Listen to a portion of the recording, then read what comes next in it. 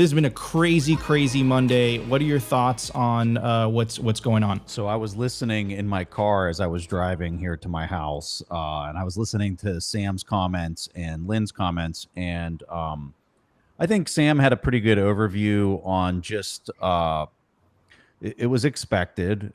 People that have seen the maneuvering of the SEC, the CFTC, kind of in the since the FTX collapse.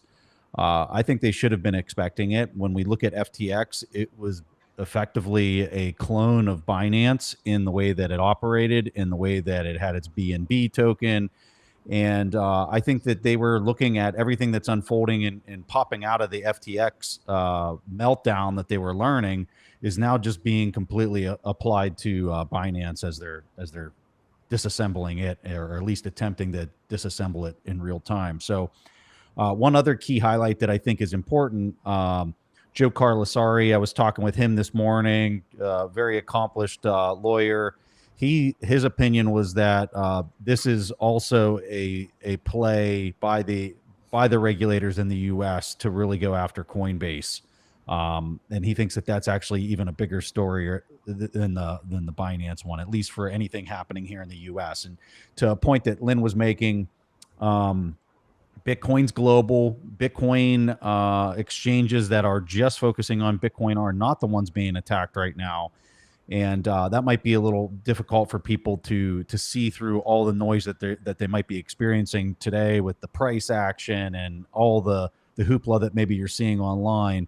But to take a step back and look at it from a very global lens, it's not Bitcoin that's being attacked here. This is definitely going after all the shitcoin casinos that are very prevalent all around the world. Yeah, and that actually makes a great segue to my following question for you, Preston, back to you. And I would love to get Lyn's thoughts as well, right? Is this the beginning of the end for crypto casinos in the US? Because this is Binance, right? Binance was just sued by the SEC, but we've also seen the announcement of Bittrex closing operations in the United States. We've seen an article by Bloomberg earlier on the week. Gemini is relocating overseas, and Gemini took an approach where they wanted to be heavily regulated, and they thought that would protect them. So is this the beginning of the end for crypto casinos in the US, Preston? What's your thoughts on that? I think if you're hanging around playing that model in the US, you're totally nuts. So I guess my answer for that would be yes.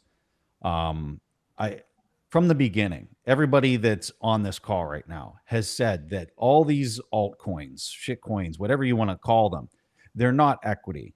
They're an affinity scam for people to claw away Bitcoin from people that don't understand that they're being scammed. And it's the way the scam works is they're saying it's better technology, that it's this or it's that. But at the end of the day, what it is it's a total scam. And you're finally having regulators catch up with a lot of those activities, and they're going after the implementers of the enablers of these affinity scams of many of these tokens. So is this something that should have been expected? Yes. Is this something that took a lot longer to play out than what I would have thought? Yes. I'm all about free and open markets, but I'm also all about, like, if you're gambling, there's a big difference between somebody sports gambling or showing up to a casino and knowing that their odds are 47% to play roulette versus somebody who thinks they're investing in technology and they're actually being scammed. There's a big difference between those two things. And the difference is in the knowledge that's up front and the way that it's being presented to people. And, I think this is long overdue that you're actually seeing something play out right now.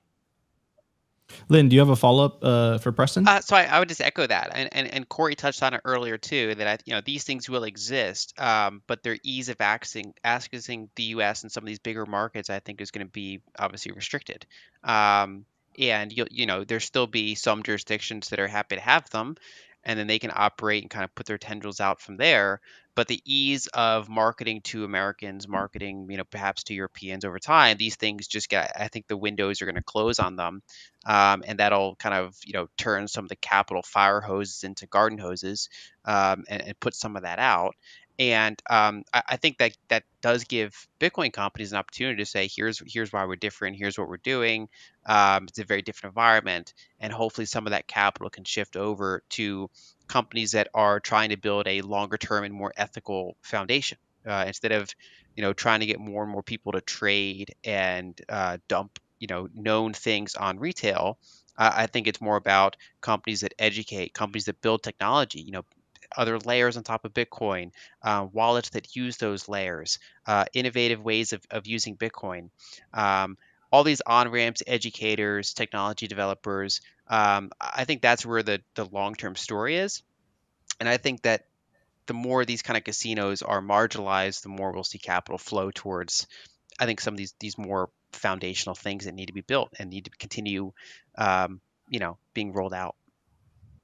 Corey? Yeah, I just wanted to do a quick clarification that both Coinbase and Gemini have started overseas operations, but there's no indication that they're like moving the whole thing offshore. So Gemini is still operating out of New York as usual, but I think they were exploring Dubai and another jurisdiction for basically like a derivatives exchange. But again, the strategic move there, which Coinbase already took a couple of months ago as well, I think in the Bahamas or Bermuda, one of the two, starting a derivatives exchange over there. It's that, basically you now have infrastructure and you have employees and you have like a regulatory setup in a non-US jurisdiction, and you could move things offshore.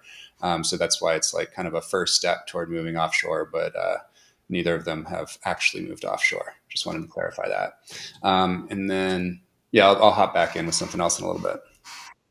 So Corey, just to go back to you in a sec, because I've been getting this question a lot, right? Does it worry you that Bitcoin-only companies might get caught in the regulatory crossfire? Not one bit. Yeah, it hasn't worried us at all. I mean, Bitcoin companies only need operating accounts really when it comes to our needs in the fiat system, and there are tens of thousands of banks that will take your account. So even though it's annoying that Citibank debanked us with absolutely no warning in October.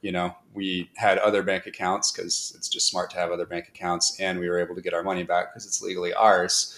And so they can do whatever they want, but they can't stop you essentially, because there's always somebody willing to take that business, unless there's actual U.S. government regulation that comes down, and we'll have plenty of opportunity to fight against that well in advance.